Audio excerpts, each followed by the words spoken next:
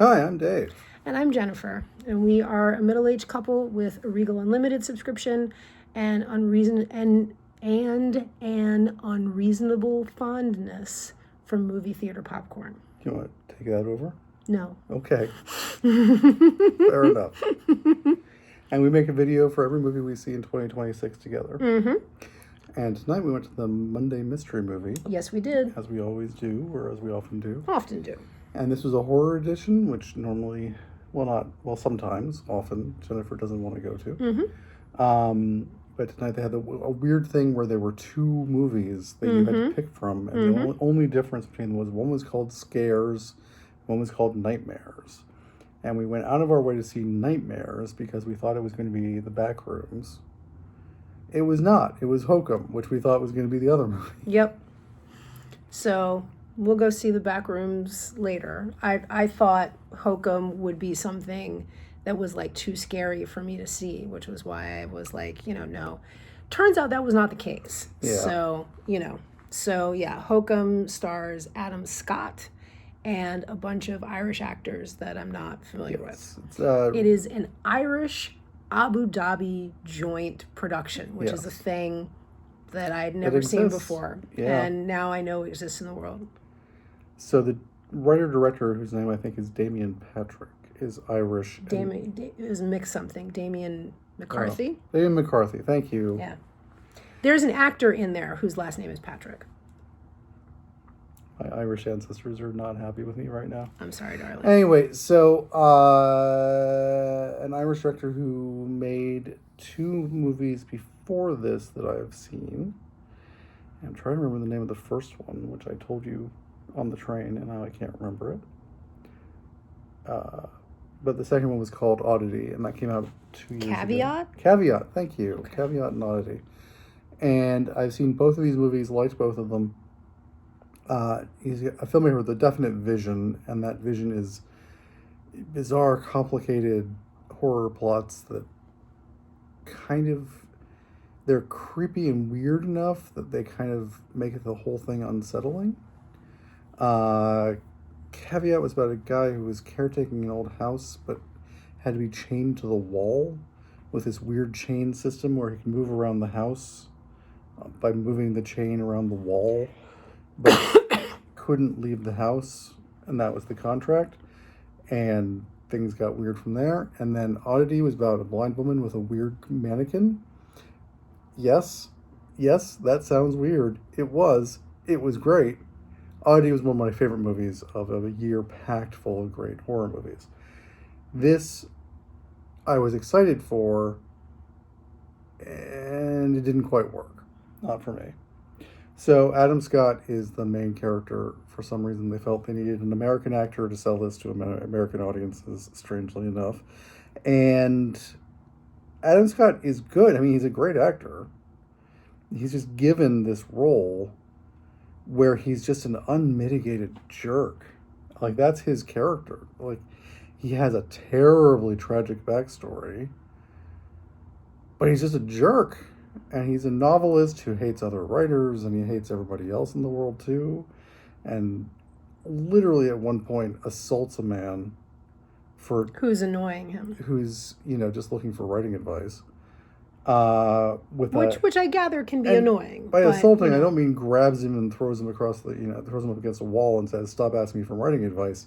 He literally burns him with a red hot spoon for no damn reason. This is who we're supposed to care about. This is the person who is going to be put in peril for the rest of the film, and that's where we're going with this. So it's not even worth recounting the entire plot. It is so complicated. It's not possible because it's a series of nonsensical things. Just people making really weird decisions. Not even dumb decisions, just weird decisions. Yeah, and it's one of those movies where it's just like, you could have gone home. Go home. And it, in fact, would have made a whole lot of sense for you to go home. Yeah, everybody was telling you to. And the bad guys were telling you to go home. The good guys were telling you to go home. You could have just gone home and avoided the whole thing. And then you get yourself into ridiculous insanity, like creepiness. And then you're sort of smart enough to kind of like get yourself out of the creepiness. But by the point it's clear he's smart enough to kind of get himself out of the creepiness, it's also been made clear that the creepiness will never injure him, because he is definitely the character that we're supposed to be sympathetic with. He's the main character. And once it's clear that he's the starting boy and the final boy and the only boy that can survive, then it's just a matter of figuring out how does he survive as opposed to will he survive. Like, the whole movie is tension, and what comes out at the tension is things that come out of the dark, right? And that really is it. And things always come out of the dark. Yeah. So they stop being scary because it's always like some creepy face is going to come out of the dark, some creepy this is going to come out of the dark, and it is not going to hurt him. Right. And once it's just really clear that he is never going to be hurt, then if you see some other character, some other moving thing, you are waiting either for it to get hurt or for it to look like it's going to hurt him and never hurt him. Never will. And that's basically what happens. And so, you know, as a horror movie, it stops, like, even the jump scares stop jump scaring you, because it's like, oh, it's dark over there. There's going to be something that's going to jump scare me. It's there, right? Like, and it doesn't get progressively weirder. It does get weirder, but it doesn't get scarier. And it doesn't get more dangerous. It doesn't get more threatening, you know? Like, it gets less threatening because it's like, oh, right. Yeah, no, I mean, of course he can't die here. Like, yeah, even because then the whole movie grinds to a halt. So he has to survive, but there's no question as to how. Like, he's trapped. He has to get out to survive. So you know he's going to get out. There isn't a debate. Like, even the big scary monster reveal at the end only happens after he has already figured out how to solve the problem. Yeah. Which is very strange sort of pacing for this movie. Yeah. And pacing is a major issue here. It's very slow and kind of, there's always something going on, but it's so incremental and so insistent that the interesting thing about what's going on is this guy's endless scheming to try to escape. So I should probably talk a little bit about the plot just to explain how this movie works. A woman has gone missing. Well, a woman has gone missing. They think that, or he thinks that she's probably in the locked up and forbidden honeymoon suite of a creepy Irish hotel. Yes, there's a backstory for all that. It doesn't even matter. This woman has gone missing. He owes her some kind of debt. So he goes looking for her with the aid of creepy guy that lives in the woods. Creepy guy who lives in the woods who does mushrooms. And, well, they get into the hotel, the honeymoon suite, and then he gets locked in. Adam Scott gets locked into the room, basically for being dumb and asking too many questions, and has to deal with this haunted honeymoon suite, which is inhabited by a witch. Kinda. Well, that's what he's told. Yeah. Right? And is the story of the honeymoon suite. And that's what makes it scary. Like, but so instead of focusing on that, we focus for another hour of the film of him trying to find ways to open doors and rig up weird clock-based mechanisms to run an elevator and pull wires out of the wall to try to sound a bell somewhere else in the hotel. Well, all of which makes sense. But there's also, like, scary things in the dark. Like, he sees scary things in the dark. He sees things that connect to his past in the dark. He sees all sorts of, like, you know, hears things, right? And the music is telling you that something tense is about to happen. Right. And usually the tense thing that's about to happen is some creepy face thing you can sort of see. The witch appearing in the background. And sometimes not even, you can kind of see. Sometimes the witch is literally just standing behind him. Yeah. And then he turns around and she's not there. Yeah. And it's over and over and over again, the same scare. and it just doesn't add up. Yeah. So, and again, it is not always the witch. Sometimes it's people from his past as well. Yeah. But it's all the same thing. They come out of the dark, they touch him or almost touch him, and then they don't. Or they look like or sound like they're going to hurt him, and they don't. So the biggest sin of the movie for me is the fact that the woman he's looking for, who is dead, he finds that out very quickly, had recorded her last thoughts on a tape recorder. Because people carry those around. Well, it was his tape recorder that she'd found. Right? Because authors just carry those around. Yes, supposedly they do. Okay. So, Don't we have cell phones for that shit now? I don't know.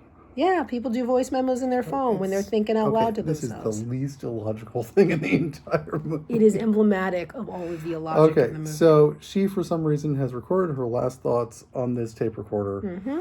And rather than listen to the entire tape, which, by the way, is just straight up exposition, it is her literally giving away the entire plot of the movie. Yep. Rather than listening to the entire tape, he listens to part of it and turns it off so that he can listen to more of it later when he realizes that he has to go explore a different part of the honeymoon suite.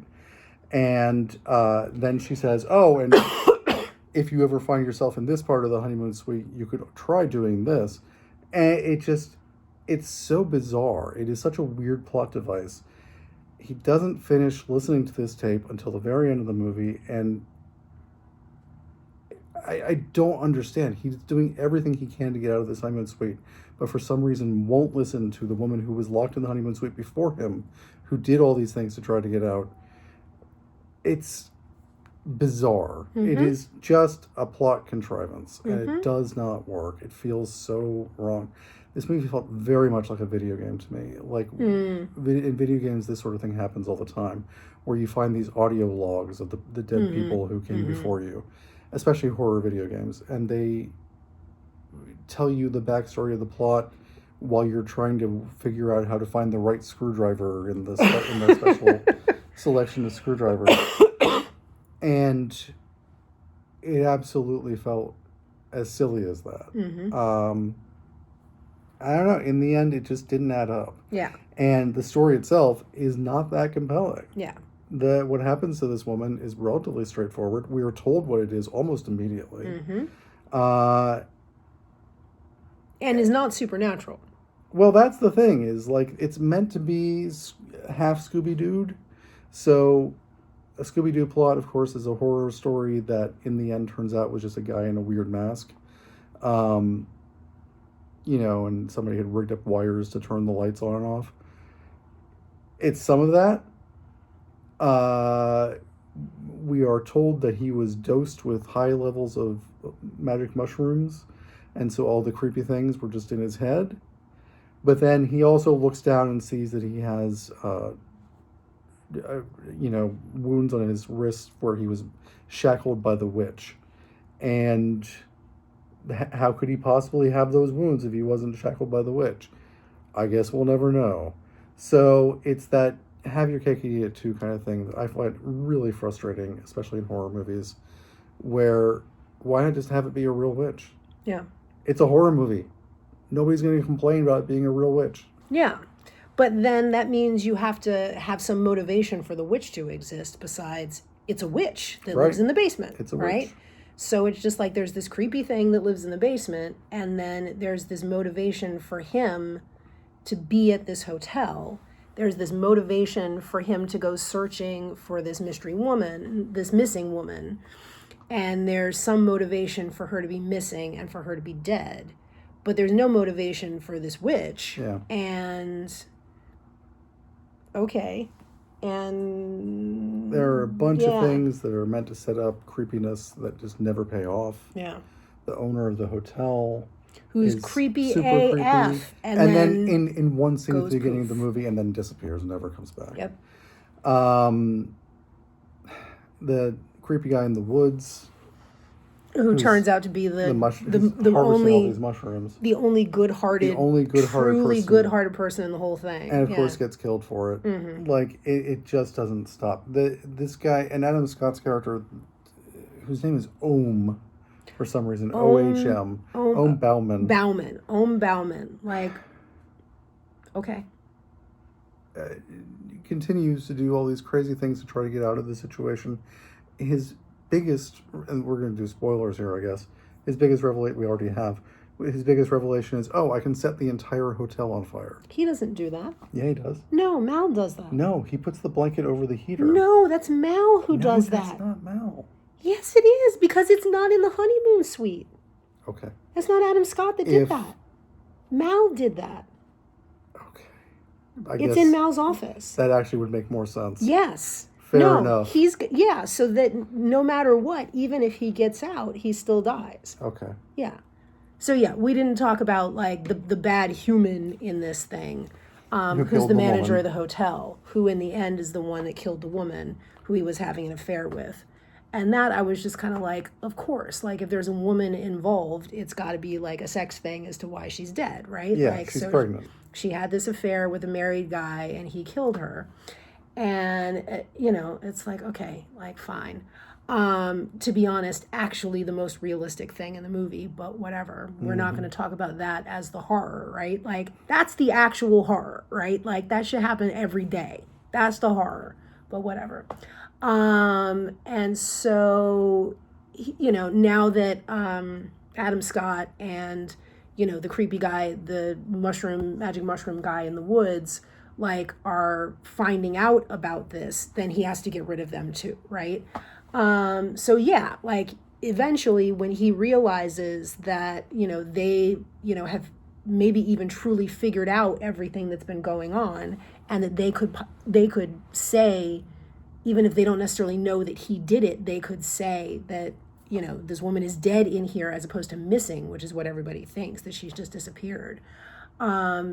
He has to kill them. Mm-hmm. So yeah, he has this you see this heater that says don't wrap do not cover. He covers it in a few scarves and turns the heater all the way up, and like it catches on fire like that. Oh, the entire hotel is inferno within minutes. The entire hotel goes up really quickly, and it's like, if a heater were that easy to burn down and sabotage, this hotel would never have made it a long time ago. No. But yeah, so Adam Scott doesn't do that, right? Like the hotel manager does that to make sure that Adam Scott never gets out, because the creepy guy in the woods is going to the honeymoon suite with the key, and he knows he's in there with the key. Okay. So burn the whole thing down, even if they come out with the keys successfully and they're not caught by the witch and they come out, then they burn to death. Sure. So that guy gets his comeuppance. Thanks to the witch. Yep. Okay. Yep. Okay. Sure. And then the movie ends. Yeah. And It has a little framing device, which is Owen Bauman's next novel. And somehow he's redeemed because the end of the novel is slightly less nihilistic than it was before. Yep. I guess. Yeah, it's actually hopeful. Oh, sure. If they find that bottle in the rock. Yeah. Anyway. Yeah, it was not particularly scary. No. It was, had this creepy feeling and this creepiness all the way through that didn't like lead up to something really truly creepy or nothing even really horrific. Like there was barely any violence. Like the only blood you saw was a guy who had jumped out of the back of a moving car. Yeah. Who might be the only person in film I've ever seen shown to have jumped out of a moving car and be injured afterwards. He was jacked, but was still like trying to accomplish his goal, right? But like clearly had like broken his arm and like was all messed up. Like that was literally the only blood you saw, right? Like everything else was like boo out of the dark and like screamy. But yeah, so all the boo out of the dark, all the, in the woods and creepiness and stuff, all of that was shot in Ireland. The framing device is about this book that Owen Bauman is writing. And so you see where his characters are at the beginning of the movie and at the end, and they're in some desert. That part was shot in Abu Dhabi. Yeah. And so it's a joint Irish Abu Dhabi collaboration. Sounds good. And, like international, soft power, cultural power development, like, okay. I wonder if that movie could be financed the same way today. But, that's another whole thing about how the world works in 2026. So this movie was a disappointment. Yeah. And it is sad because Caveat and Oddity really were very good. I think Oddity is really special. I think it's definitely worth checking out. This one I would give a pass. Yeah. And I don't know, if you love this guy's movies, it has the same feel. It has that same interest in creepy little props. In this one is little statues of children throughout the movie that are very creepy. For some reason, he throws in an extraordinarily creepy children's entertainer. Yeah. For one scene, which is, there is a tiny, tiny reference to this character at the very beginning of the movie. In a box of books, there's a book about this character. And then we see, it's a television character. It's like a Howdy Doody type character. But creepy. Super creepy. More than Howdy Doody. And then this character appears on the television in the honeymoon suite just to taunt him. And then never explained, never has any other relevance to the story. Yeah. Yeah, as a story about a guy who's having a mushroom trip, I guess maybe, you want that kind of disjointedness and the bits going nowhere and creepiness just coming out from behind you. But I feel like for a trip, this was a very linear movie. A very linear experience of a trip. But, But like I said, an hour of this movie is just him, trying different ways to get out of this hotel room and failing. Yeah. Over and over again. But not seeing something or, really having to escape danger in the process. Yep. He's in no danger. Yeah. I really don't understand what Fergal's, plan was. Just leave him there and he'll die? Mal was going to leave him there. Mal. Yes. Yeah. Mal was going to leave him there to starve, right? That's what he did with Fiona, right? So leave her there either to starve or be captured by the witch. He knows the witch is there. Does he? Yeah. I don't know. Yeah, as soon as Adam Scott calls for the dumbwaiter that's going to take you down to the basement. Oh, no, he knows the body's going to come up. He wasn't worried about the witch. He was worried I didn't even think about that. Adam Scott seeing Fiona's body. He knows that Fiona's body is going to come out. But he also knows that the basement is there. He does. Yeah, I think he does. Like the basement. Yeah. I think he does know the witch is there. Doesn't like the basement because the dead body's down there. Yeah. Okay. Yeah. So I don't know. Yep. Okay. Yeah. Yeah. Taint all that. But didn't work for us. Yeah. Again, if you like this guy's style, if you liked Caveat and Oddity as much as I did, might be worth watching on streaming, just to get the sense of the style and that feel for the creepy Irish setting. There's some very nice shots, a few, of Irish landscape. There's some of the shots of Adam Scott, there's a lot of there's one lamp and everything else is dark, and he's doing close-up work to try and get himself out. And the lighting of that, some of those shots are actually really very interesting, but there are a lot of shots that are just oh, it's a dark room and something's going to come out of the dark, and it's not that exciting. But there's some special movie making ish kind of coolness in that, but it doesn't outweigh the rest of it. Plot-wise, script-wise, character-wise, this is literally one of those films where in the first 5 minutes of the film they tell you how to escape the witch. And it works. Yep. No problem. Yep. Totally works. Yep. You just do this one thing, witch can't touch you. Yep. Guess what? He does it. Works. Yep. I don't know how you build suspense with that. Yeah. So, again, not great. Oddity is great. Oddity, totally worth seeing. Caveat, totally worth seeing. I will absolutely watch his next film. I really think this guy's got this totally complicated horror thing locked down. Just for some reason, this one got away from him. Yep. Okay. Well. Next time. Yeah, we'll see you next time. Bye.